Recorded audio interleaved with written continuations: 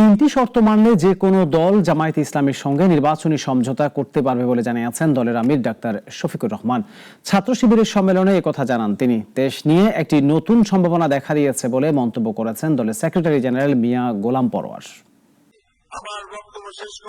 সকালে রাজধানীর আগরগাঁয়ে বাংলাদেশ চীন মৈত্রী সম্মেলন কেন্দ্রে জামায়াতের ছাত্র সংগঠন ইসলামী ছাত্র শিবিরের কেন্দ্রীয় সদস্য সম্মেলন অনুষ্ঠিত হয়। সেখানে উপস্থিত হন জামায়াতের আমির ডক্টর শফিকুর রহমান এবং সেক্রেটারি গোলাম পরোয়ার।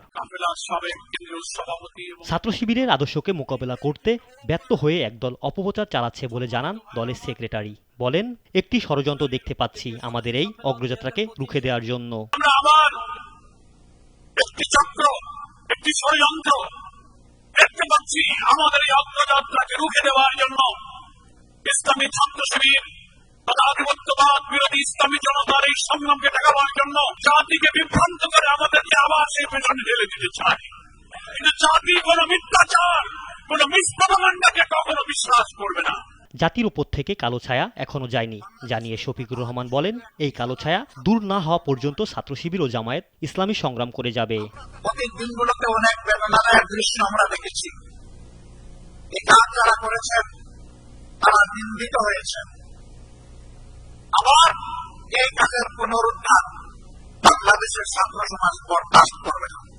আল্লাহ তাআলার দেওয়া বিধান অনুযায়ী মানুষের জীবনে শৃঙ্খলা সমৃদ্ধি আমরা ফিরিয়ে আনতে প্রতিশ্রুতিবদ্ধ।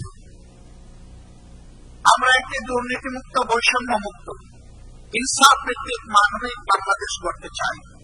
দুর্নীতি করবে না, দুর্নীতিবাজকে প্রশ্রয় দেবে না, সমাজের সর্বস্তরের সবার জন্য সমান বিচার নিশ্চিত করবে, কোনো রাজনৈতিকবিদ বিচারে হস্তক্ষেপ করবে না এবং সংস্কারের সকল সুপারিশ বাস্তবায়নে যারা প্রতিশ্রুতি দেবে তারাই জামায়াতের সঙ্গে নির্বাচনী সমঝোতা করতে পারবে বলে জানিয়েছেন জামায়াতের আমির। আপনি দুর্নীতি করতে পারবেন না, আর কোনো দুর্নীতিবাজকে আপনি প্রশ্রয় দেবেন না। সমাজের সকল ক্ষেত্রে সকলের জন্য সমান বিচার নিশ্চিত করা হবে। কোন রাজনীতিবিদ বিচারের দিকে তাকাতে পারবেন না, হস্তক্ষেপ করতে পারবেন না।